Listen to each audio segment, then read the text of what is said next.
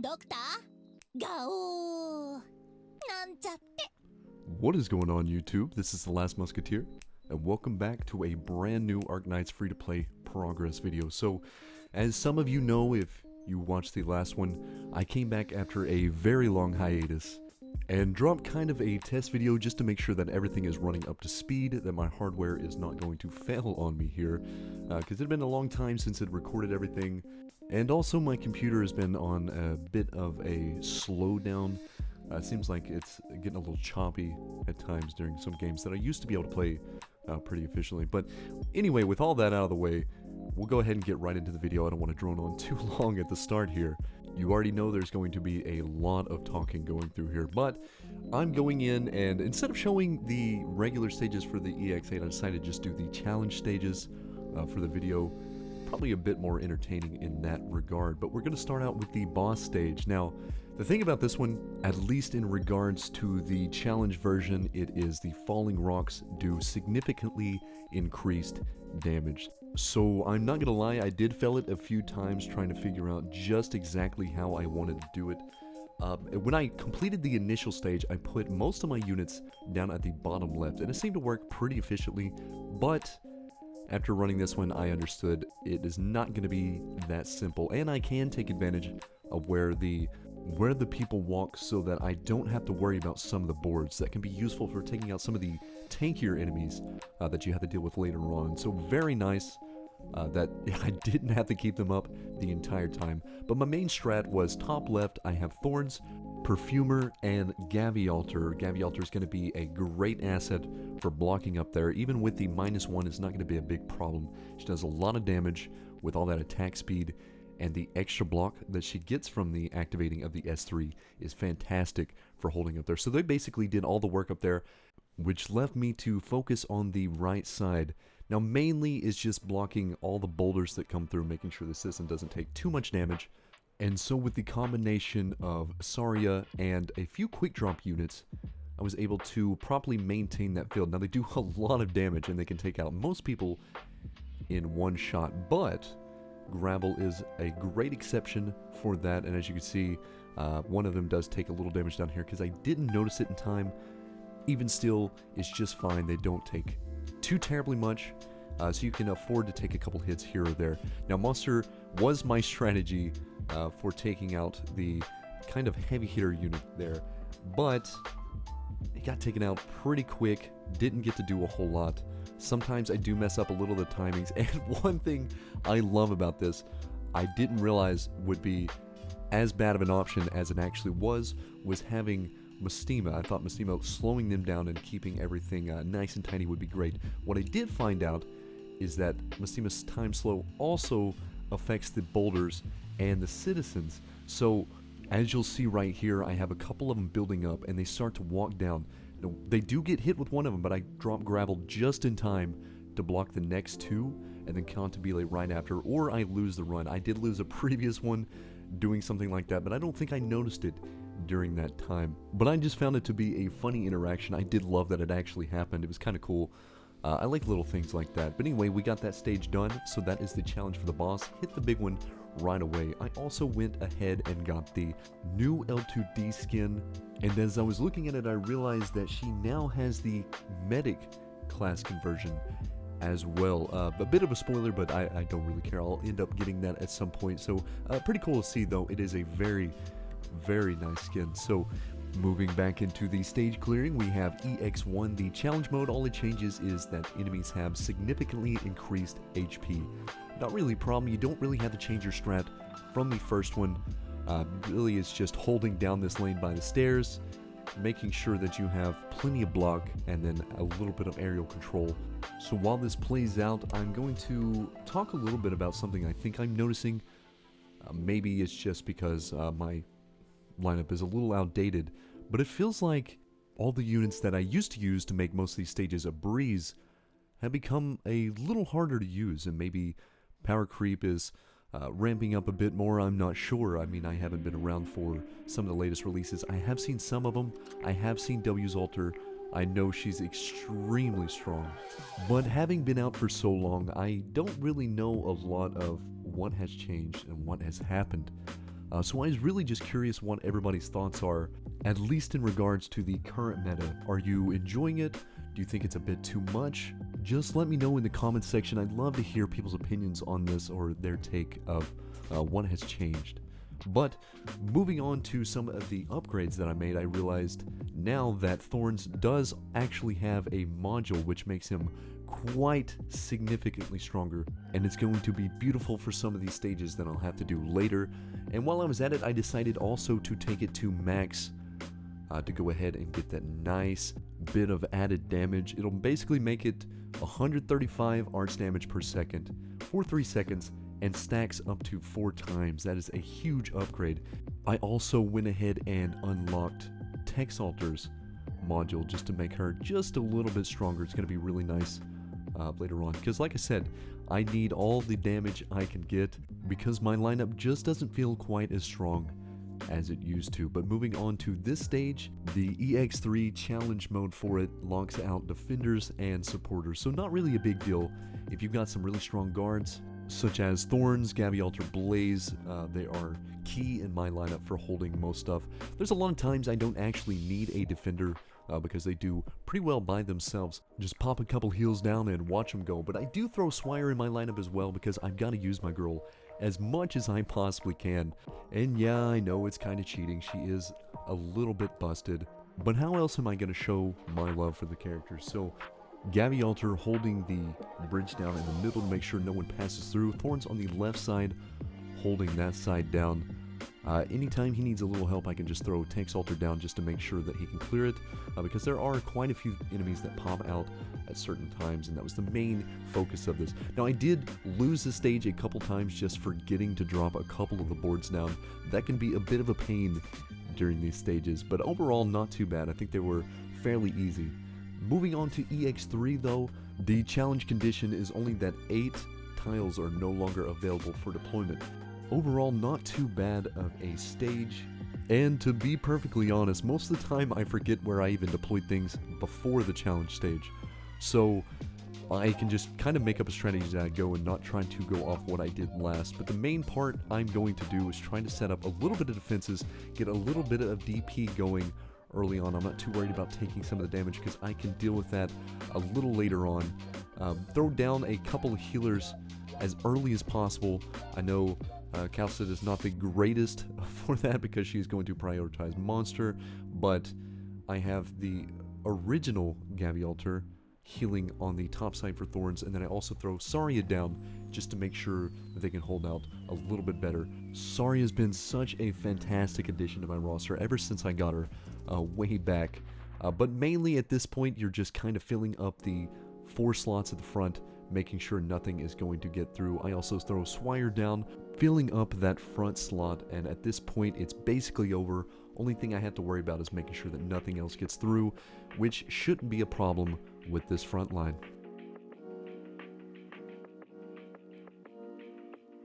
Moving on now to HEEX4, the challenge of this is 2 additional crumbling masonry will appear. And like I've said before, most of the time when I complete the challenge stage, I don't remember exactly where anything was to begin with.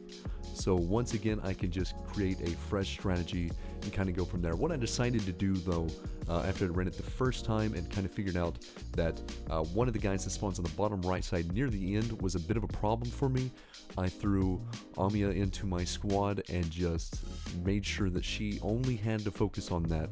Now my main strategy on this one was basically to have Thorns do all the damage on the right side as much as possible, and the left side kind of AFK with Blaze and Monster once Blaze is activated.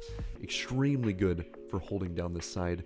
I have Texalter as a hot drop just in case anything gets a little too difficult. Cantabile is there as well just to help BP to take out the flyers, because other than that I have no way of taking them out. And BP always does a fantastic job. One of my favorite units, and has basically been in my squad since the day I picked her up. I don't know exactly what my main sniper lineup looked like. I think it was Platinum, and I do apologize, Platinum, for dropping you in the way I did. I had some good goals for her. I wanted to try to level her up. I do like Platinum. It's just BP made light work of most of the things that I needed done, so I didn't really need platinum as an option anymore. But on the right side, the problem with the stage for me was making sure that everyone could survive long enough through those guys, because they hit hard and they do take quite some time to finish off. That's why Gabby Alter is a great option with her S3, because she takes a lot of spread out damage instead of all of that all at the same time. The attack speed is great for doing a good amount of damage to him as well. And Thorns, of course, is doing his job extremely well there, but I had to make sure that Amiya was down. Also, when I pronounce names, I may say them wrong. It's been a while, and I don't exactly remember the correct pronunciation of some of them, so do bear with me. You'll probably hear that quite a bit from me. I do try to look them up as well, just to make sure that I'm saying them right, but sometimes you just can't find them anywhere. But with that one out of the way, we're moving on to HEEX5. Now the condition for this one is 3 of the tiles on the battlefield are no longer available for deployment. So much like the one with 8 earlier, this one is just 3, so it seems like a minimal loss. However, it was a bit annoying, and I had to kind of figure out where I wanted to set everything without having a lot of range or a lot of heal taking a lot of my spaces, because there is a lot of damage coming out from crossbowmen on this map. Not a whole lot of enemies though, they just heavy hitter ones, and a lot of spread that makes it a little bit hard to manage having range damage. So Thorns is once again going to be crucial on the top. I have him with Saria. They're going to hold down this lane pretty easily. And for the most part, honestly, I don't try to take care of shrines. I feel like if they can run long enough and be out of harm's way, they're not going to take too much tick damage. So you don't necessarily need them. You can use them as a last-ditch effort if you need a little bit of extra healing by activating them as they go by. The main thing is, and it was all throughout this event, it was just missing boards because I was hyper-focused on something else. Even though I'd have something just about done, I may be one enemy off completion, I would just forget that one of them got destroyed or something along the way and forget to drop it, and I have to do it over and over again. It was very annoying, but the main focus of this map was just basically the bottom side, so Blaze can hold the bottom pretty well, spread the damage out a little bit, and make sure Mudrock can survive long enough to just tank the 2 of them. That's why Cutter was a great option for throwing down for a little bit of quick burst that is going to take care of most of that, and I have Tex Alter once again as a great hot drop, making for a solid finish. Not the cleanest, but it worked. I'll never complain about that. Moving on to HE6, Elite Wasteland Soldiers are invisible. Now at first when I read that, I was like, okay, this is going to be a bit of a nightmare. I don't have good reveal champs. And this isn't a shot at the fans of Tsukunogi, but when she is your only option for invis reveal, it's not exactly the best. So I just had to make sure that my mid lane was going to hold quite easily, and with some of the manipulation of some of the planks and a bit of the placements here and there, I was able to get rid of most of the big guys, and that made my life a lot easier. As long as they're out of the way, most of the damage of the stage is no longer going to be a problem. Now, as they're running through, you got to make sure that you block the right side every little bit so that they don't take that extra damage as they tuck into that side. Left side monster is going to, for the most part, hold this down. I don't have to worry too much there. If worse comes to worse, I'll use Tex Alter to help with that. One thing I did realize though, I use the S3 on Tex Alter almost all the time, and at some situations it's just not the best fit, but I always forget to change it. So thank you, Shy, for pointing out to me just how good the S2 is. So I put a mastery point into it, and she went to work on these maps absolutely fantastic, because these guys are very heavy resist. So the extra damage there was a game changer, especially for the stage. It made it a lot easier on me. They didn't have to tank near as much in the middle, and with that hot drop option is just too good to pass up.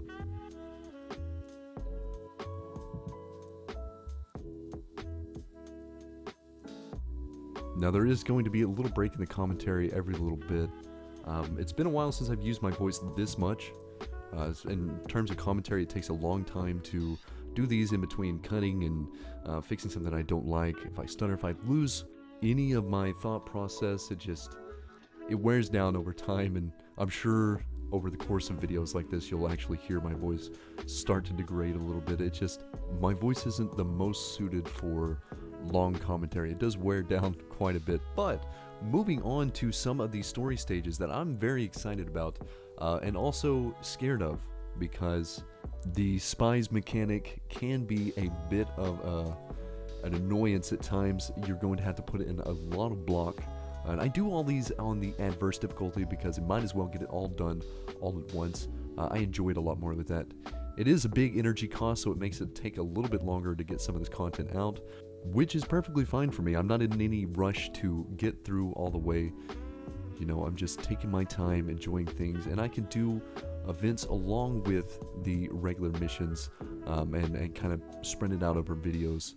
And that'll give it a more casual feel, and I can kind of take my time getting through everything. I enjoy that. So for the most part, these missions, not too bad so far of what I've done, but I do notice that other than this stage, I'm going to have to change my lineup quite a bit to something a little more cost efficient, I guess is a good way to put it. I can't use any heavy cost units because the spy mechanic kind of slows me down of what I can place. So it'll be a lot more low cost units that I'll have to spread out a little more effectively and just make sure my timings are right. Even though I won't generate a whole lot with someone like Myrtle or Cantabile, for instance, I can have them down as reassurance when I need to post something quick and then immediately fill back up to that gauge. So yeah, it's going to be a bit of a waste, but I know that she can keep me pretty close to max deployment, which is going to make it a little bit easier to kind of hot drop these low cost units. Moving on to Adverse 12-3, allied units have -1 block, enemy units defense is significantly increased. So this is kind of the one that I figured out that most of these high costs are going to really cost me at this stage because I'm not going to be able to get most of them out. So basically everything is going to walk by me, and I guess at some point, even if you don't identify them, if they're not the spies, it's not going to count against you, but you're not going to get anything out of it. So that is a bit of a problem. So I filled the squad with a bunch of OGs, a bunch of very stable, low-cost, easy-to-use units. A very good lineup, honestly. It actually worked out pretty well. Courier is one that I hadn't used in so long. Gummy I used to use a decent amount. Of course, Swire is going to be fantastic. BP is going to be fantastic. Quora was actually a great unit for this because the extra block that she gets during her skill activation, very good for holding down good groups, and she has such high defense during it that it's hard to poke through. Thorns is going to take out most of the stragglers so that we don't build up too many enemies in one spot. My main concern, especially going forward to some of the stages I haven't seen, is just how many they're going to pile on all at once. I feel like having a hot drop option like Gravel, for instance, to just go ahead and clear some of them early on might be a really good option for these, but I'll have to test out more as I go on. So far, so good though. Click doing fantastic work. I love Click. I hadn't seen Click in forever, honestly. It's good to have her back in the lineup. And quite honestly, this mechanic can be aggravating, but sometimes you need a little bit of that. We're getting a little too spoiled in some of our lineups, and it's good to be humbled a little bit and have to work a little harder for some of these changes. That's why I like the fact that I'm kind of locked into some of the lower cost, weaker units, because it gives me more variety instead of just powering through like I have been in some of these other videos. So Adverse 12-4, we're moving on to the condition of -2 deployable units and more enemies will appear. And when I first saw that middle part, I was a little scared, I'm not gonna lie. That is quite a bit of them coming out at once. We got some heavy hitting guys on the bottom side, so I knew I was gonna have to get out some pretty decent units early on. Let Thorns try to build up on the right side, and let Swire take over the left side damage for the most part with Perfumer there to heal. I knew Thorns would be alright, because he does have enough sustainability by himself when he's not being attacked for a little bit to heal up, and plus the overall overtime healing from Perfumer will keep him just in the right spot for the time being. Now, that being said, I did kind of goof up a little bit on the timing and did get him knocked out there, but I got Gummy down in time to block the Blaze is there. Once Blaze builds up to S3, that side should be pretty easy to handle. One thing I did not expect though is for the enemies that bind my operators to come out. This people I hadn't seen in quite some time, I don't think, so I was a little bit nervous, but honestly they only kept a couple of them out on this stage, so not too bad. I can drop Courier at the bottom right here just to get rid of that ability so I don't have to worry about Gummy going down from that. Then he's going to be pretty easy to clean up after. Cora, of course, stays alive. She is a beast at holding things down, especially with Perfumer at her back. They're going to be just fine on that side, and with the extra enemies coming out and the extra spy potential, I have to be careful not to let my guard down and drop in case I need to, so that nobody's going to get by here. I don't want to lose the end of the stage. That happens way too often, and I have to say it is very annoying.